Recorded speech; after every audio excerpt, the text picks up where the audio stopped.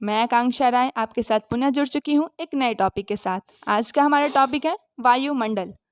यह बहुत ही important topic है, इवन कि यूपीएससी जैसे एग्ज़ाम में भी इससे बहुत सारे क्वेश्चन पूछ लिए जाते हैं। तो आप इस टॉपिक को ध्यान से समझिएगा। चलिए वीडियो शुरू करते हैं। वायुमंडल जिसे एटमॉस्फेयर कहते हैं, इसके बारे में पहले सामान्य परिचय जान लेंगे। तो पृथ्वी के चारों ओर गैसों का ऐसा आवरण जो गुरुत्व के कारण पृथ्वी से बंधा होता है, उसे हम वायुमंडल कहते हैं। वायुमंडल में अनेक गैसें पाई जाती हैं, जैसे nitrogen, oxygen, carbon dioxide, xenon, neon, जलवाष्प और बहुत सी गैसें। इसमें सबसे ज़्यादा परसेंटेज नाइट्रोजन का होता है। नाइट्रोजन 78% पाई जाती है, ऑक्सीजन 21% और अन्य जो गैसें हैं जैसे कार्बन डाइऑक्साइड, जेनॉन, नियॉन, जलवाष्प, ये सब 1% में होती हैं। अब हम बात कर लेते हैं वायुमंडल के संगठन की। तो वायुमंडल 5 मंडलों का एक सम्मेलन है, 5 मंडलों से मिलकर बना है। उसको हम एक क्रम के अनुसार देखेंगे तो सबसे पहले क्षोभ मंडल जिसे ट्रोपोस्फियर कहते हैं, इसकी ऊंचाई 12 से 18 किलोमीटर तक होती है। उसके पश्चात हम एक क्षोभ सीमा को देखते हैं जो कि क्षोभ मंडल की सर्वाधिक उच्च सीमा होती है। तत्पश्चात समताप मंडल आता है जिसे स्ट्रेटोस्फियर इंग्लिश में कहते हैं, और इसकी ऊंचाई 18 किलोमीटर से लेकर 50 किलोमीटर तक होती है। इसी में हमारी जो ओजोन है वह पाई जाती है। उसके पश्चात हम समताप सीमा देखेंगे। फिर समताप सीमा के ऊपर होता है मध्यमंडल। मध्यमंडल की ऊंचाई 50 किलोमीटर से 80 किलोमीटर तक होती है। उसके पश्चात फिर मध्य सीमा आती है, और उसके उपरांत हम तापमंडल से ट्रोपोस्फियर कहेंगे, थर्मोस्फियर कहेंगे, वह आता है जिसकी ऊंचाई 80 किलोमीटर से 700 किलोमीटर होती है। फिर उसके उपरांत बाह्यमंडल जिसे एक्सोस्फियर कहते हैं, वह आता है जिसकी ऊंचाई 700 किलोमीटर से 10,000 किलोमीटर तक होती है। इसके अतिरिक्त कभी पूछ देता है कि रासायनिक वर्गीकरण अगर हम करना चाहें तो मंडलों को कितने भागों में बांटेंगे। तो रासायनिक वर्गीकरण के अनुसार 2 प्रकार के मंडल होंगे, एक सममंडल और दूसरा विषम मंडल। और सममंडल में आपके वो तीनों मंडल आ जाएंगे, क्षोभ मंडल, समताप मंडल और मध्य मंडल। और विषम मंडल में आएंगे ताप मंडल और वायुमंडल। ये याद रखिएगा। अब बात कर लेते हैं क्षोभ मंडल की। क्षोभ मंडल जैसा कि नाम से ही स्पष्ट है कि क्षोभ अर्थात अशांति, अर्थात सबसे अधिक अशांत मंडल है क्षोभ मंडल। क्यों अशांत है? इसका मुख्य कारण है क्योंकि चक्रवात, प्रतिचक्रवात, आंधी, तूफान, वर्षा, बादल, हिमपात और मौसम संबंधी समस्त घटनाएं इस मंडल में होती हैं। यहाँ तक कि पक्षियों का उड़ना, बिजली का चमकना, सब कुछ क्षोभ मंडल में ही होता है, इसलिए इसे हम अशांत मंडल कहते हैं। क्षोभ मंडल की सबसे ऊपरी सीमा को हम क्षोभ सीमा कहते हैं। तो इससे संबंधित कई बार क्वेश्चन पूछ लिए जाते हैं। तो क्षोभ सीमा की ऊंचाई जो होती है वह ग्रीष्म ऋतु में सर्वाधिक होती है। इसका मुख्य कारण क्या है? ग्रीष्म ऋतु में तापमान अधिक होता है। तापमान अधिक होने के कारण संवहन धाराएं ग्रीष्म ऋतु में आती हैं, जो कि क्षोभ सीमा की ऊंचाई को बढ़ा देती है। अर्थात ग्रीष्म ऋतु में संवहन धाराओं के कारण हमारी क्षोभ सीमा की ऊंचाई बढ़ जाती है, क्योंकि संवहन धाराएं धक्का देती हैं और क्षोभ सीमा ऊपर हो जाता है।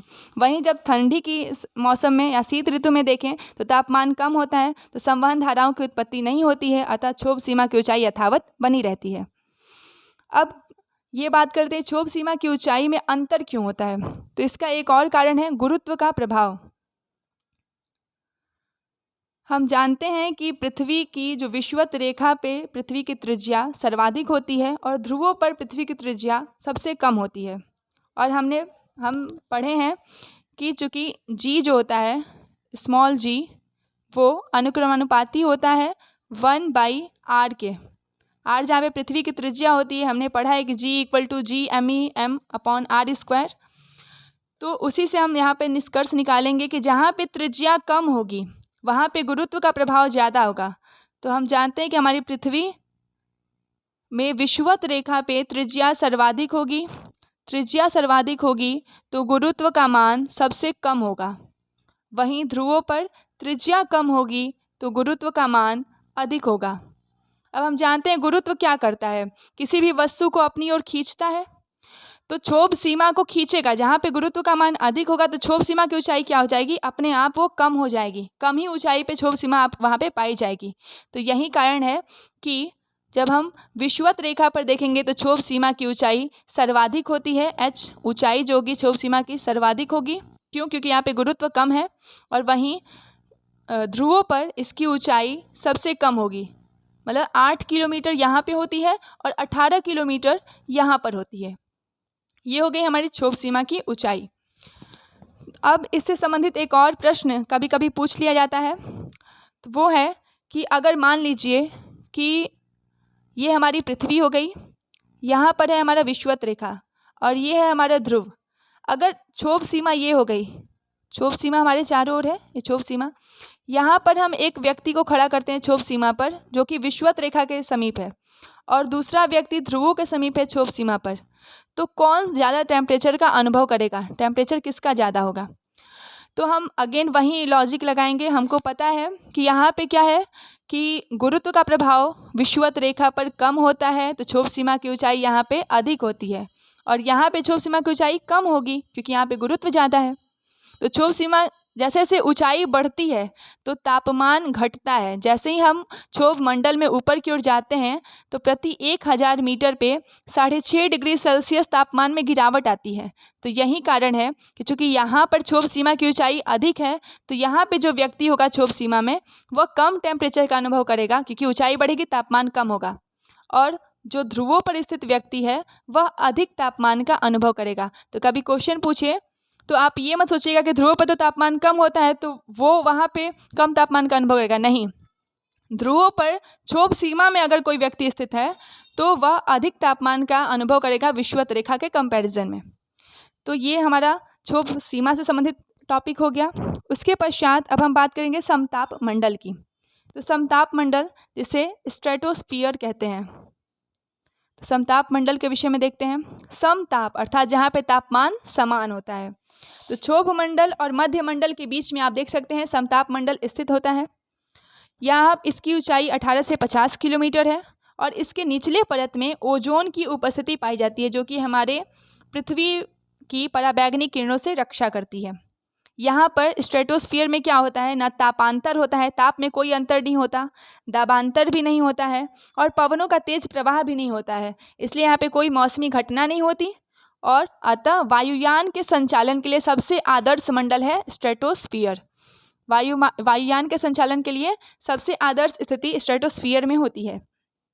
इसके अतिरिक्त वह पृथ्वी की पराबैंगनी किरणों से रक्षा भी करता है क्योंकि इसमें ओजोन गैस की उपस्थिति पाई जाती है।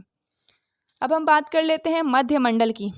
मध्य मंडल जिसे मेसोस्फियर कहेंगे, इसकी ऊंचाई 50 से 80 किलोमीटर है। पुनः इसमें भी ऊंचाई बढ़ने पे तापमान घटता है।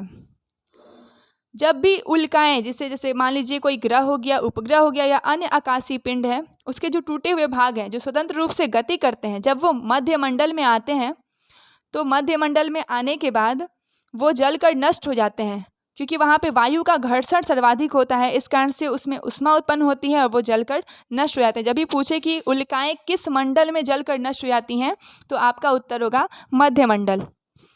अब बात कर लेते हैं हम आयन मंडल की। आयन मंडल को हम ताप मंडल भी कहते हैं। इसकी ऊंचाई 80 से 700 किलोमीटर होती है। आयन मंडल में गैसें अणु के रूप में ना होकर आयन के रूप में होती है, यही कारण है कि हम इसे आयन मंडल कहते हैं। आयन कैसे बनेंगे? या तो गैसों से इलेक्ट्रॉन का बाहर निकलना या इलेक्ट्रॉन का अंदर आना। इलेक्ट्रॉन का बाहर निकलने से धनायन बनेगा और इलेक्ट्रॉन को अगर हम डालेंगे उसमें तो ऋणायन बनेगा। तो इस प्रकार से वहाँ पे जो गैसें होती हैं वो आयनीकृत हो जाती हैं। तो हम जानते हैं कि जब गैस कब आयन बनेंगे, जब उनके बीच का बॉन्ड टूटेगा। जैसे ही बॉन्ड ब्रेक किया तो ऊष्मा उत्पन्न हुई और ऊष्मा से ही तो ताप होता है, ताप इस ऊष्मा के बराबर ही होता है। तो इसी कारण से वहाँ पे ताप अधिक हो जाता है क्योंकि वहाँ पे सारी गैसों का बॉन्ड टूट जाता है और ऊष्मा निर्गत होती है। इस कारण से इसे हम ताप मंडल भी कहते हैं। अब आयन मंडल में ये भी क्वेश्चन पूछता है कि आयन मंडल में किसी भी माध्यम की अनुपस्थिति होती है। याद रखिएगा, कोई भी माध्यम आयन मंडल में नहीं पाया जाएगा।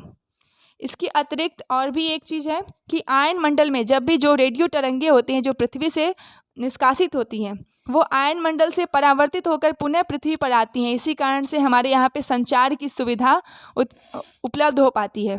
अगर आयन मंडल नहीं होता तो हम संचार नहीं कर पाते। इसके अतिरिक्त भी उत्तरी ध्रुव और दक्षिणी ध्रुव पर जो अरोरा बोरियालिस और अरोरा ऑस्ट्रियालिस की घटना होती है वह भी आयन मंडल में ही होती है। अंततः हम बात कर लेते हैं लास्ट जो मंडल है हमारा, बाह्यमंडल। बाह्यमंडल में याद रखिएगा गैसों की अनुपस्थिति होती है और इसकी ऊंचाई 640 से 1000 किलोमीटर होती है। यहाँ पर भी विद्युत आवेशित कणों की प्रधानता होती है। जैसे जैसे हम 1000 किलोमीटर से ऊपर जाते जाते हैं, जैसे 10,000 किलोमीटर तक पहुँचे तो वो अत्यंत ही विरल होता जाता है और अंततः जो वायुमंडल है वो अंतरिक्ष में विलीन हो जाता है। तो ये हो गया हमारा सभी मंडलों के बारे में हमने जो जानकारी एकत्रित की है उसको हमने आपको इस वीडियो के माध्यम से बताया है। यदि आपको ऐसी जानकारी अच्छी लगे तो चैनल को लाइक करें, सब्सक्राइब करें और बेल आइकन को दबाना बिल्कुल भी ना भूलें। धन्यवाद।